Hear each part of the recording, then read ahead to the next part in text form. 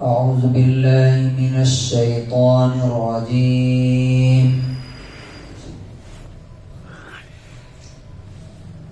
بسم الله الرحمن الرحيم. قالوا ادع لنا ربك يبين لنا ما هي إن البقرة تشابه علينا وإنا إن شاء الله لمهتدون. قال إنه يقول إنها بقرة لا ذلول تثير الأرض ولا تسقي الحرث مسلمة لا شية فيها.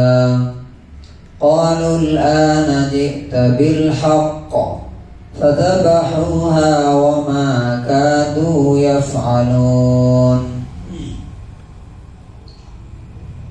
سورہ نمبر 2 آیت نمبر 70 اور 71.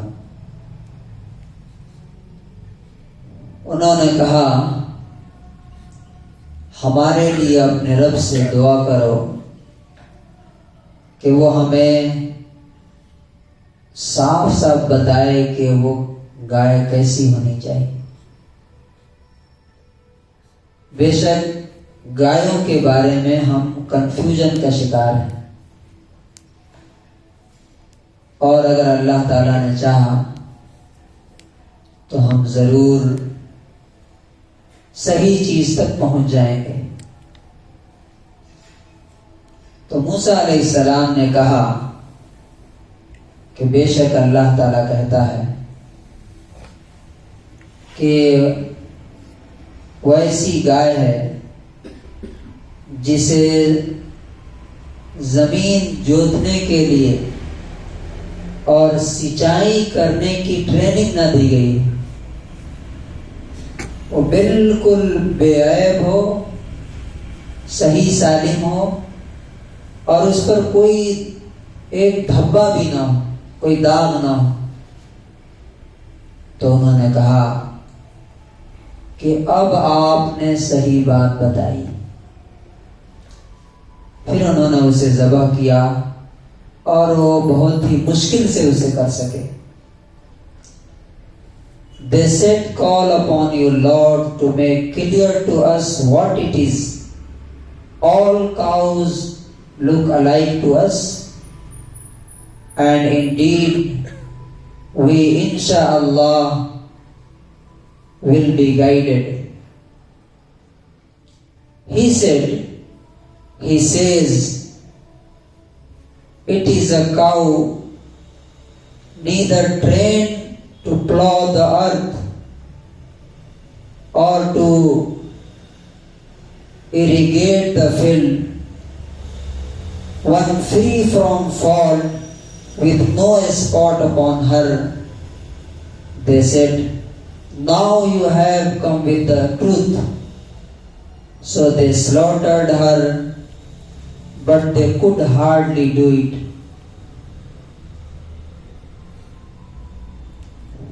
پیچھے بات آ گئی ہے کہ ایک گائے ذبح کرنے کی بات کہی گئی تھی،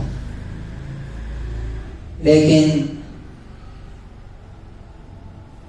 اس کی تفسیر میں مفسرین لکھتے ہیں کہ انہوں نے یہ حجت بازیاں کیوں کی. یہ سوال کیسی ہونی چاہیے ابھی سمجھ میں نہیں آ رہا ہے، تھوڑا اور بتائیے. تو اس کے پیچھے کا ریزن یہ ہے کہ یہ جو گائے کی پرستش اور عبادت جو ہے نا، یہ آج کی نئی چیز نہیں ہے. یہ فرعون کے زمانے سے اور اس سے پہلے سے ہوتی آ رہی ہے.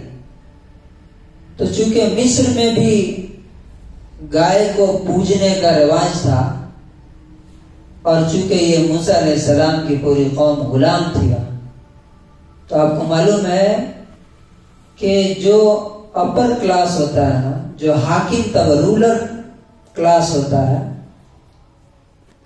وہ جو کچھ کرتا ہے ان کے کلچر کا پورا اثر نیچے کے لوگوں پہ پڑتا ہے. جیسے آج مسلمان کو دیکھ لیجیے، اب انہوں مندر کے سامنے ہاتھ جوڑتے ہیں، یہ درگاہ کے سامنے جا کے ہاتھ جوڑتے ہیں.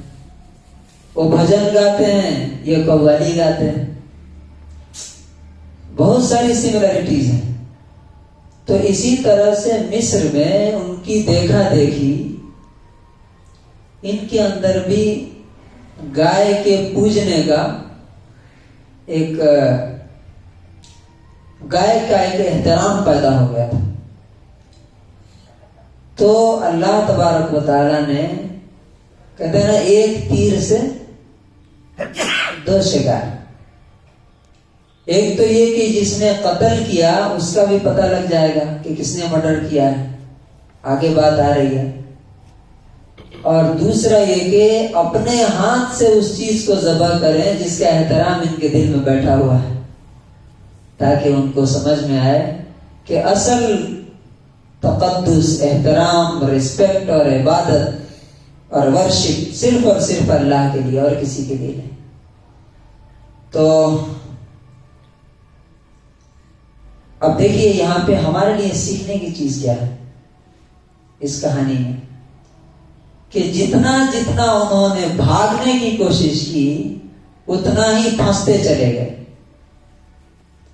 تو اللہ تبارک و تعالیٰ سے ہم اگر بھاگیں گے، یا کوئی بھی جتنا دور ہوگا، وہ اس کو چاہے سمجھ میں آ رہا ہو یا نہ آ رہا، اس کو لگ رہا ہو کہ میں تو بہت صحیح جا رہا ہوں، لیکن وہ جا کے ایسا ٹریپ میں پھنسے گا کہ اس سے نکلنے والا نہیں ہوگا. وہ اللہ ہی دوبارہ نکال سکتا. تو انہوں نے کہا کہ پہلا سوال کیا کہ وہ کیسی ہونی چاہیے. تو پہلا کنڈیشن بتایا گیا، نہ بوڑھی ہو نہ بچیا. پھر کہا کہ کلر کیسا ہو، تو یلو کلر کی ہونی چاہیے. اور تیسرے نمبر پہ کہا گیا کہ وہ نہ زمین کو جوتتی ہو اور نہ سینچائی کا کام کرتی. اور چوتھے نمبر پہ کوئی کمی اس کے اندر نہ ہو، کوئی عیب نہ ہو. اور پانچواں یہ کہ لا شیۃ فیہا، کوئی اسپاٹ، کوئی دھبا بھی اس کے اندر نہ ہو. اب یہاں پہ ایک بات سمجھنے کی ہے کہ اسی طرح کی گائے جو ہے نا اس ٹائم پوجتے تھے. ہر گائے نہیں پوجتے تھے، ہر گائے کی عبادت نہیں کرتے تھے. اللہ تبارک و تعالیٰ نے جو پکچر بتائی ہے گائے کی، یہاں پہ جو ڈسکرائب کیا ہے کہ ایسی ایسی گائے ہونی چاہیے، اسی طرح کی گائے اس زمانے میں پوجا کے لیے، عبادت کے لیے خاص رکھتے تھے. تو اللہ تعالیٰ نے بالکل زخم پہ ہاتھ رکھ دیا کہ یہی کرو تم. تو اللہ تعالیٰ کہتا ہے کہ اس وقت انہوں نے کہا کہ ہاں اب آپ نے بالکل کلیئر بات بتائی ہے. تو اللہ تعالیٰ نے کہا کہ انہوں نے ذبح کیا، حالانکہ بہت مشکل سے انہوں نے کیا، چونکہ اندر سے وہ اس کو چاہ نہیں رہے تھے. تو اللہ تبارک و تعالیٰ سے دعا کرنی چاہیے کہ اللہ تعالیٰ وفقنا لما تحب و ترضى، جو حدیث میں دعا ہے نا کہ اے اللہ جس چیز کو آپ پسند کرتے ہیں اسے کرنے کی ہمیں توفیق دیجیے، ہمارے دل میں بھی اس کی محبت ڈال دیجیے.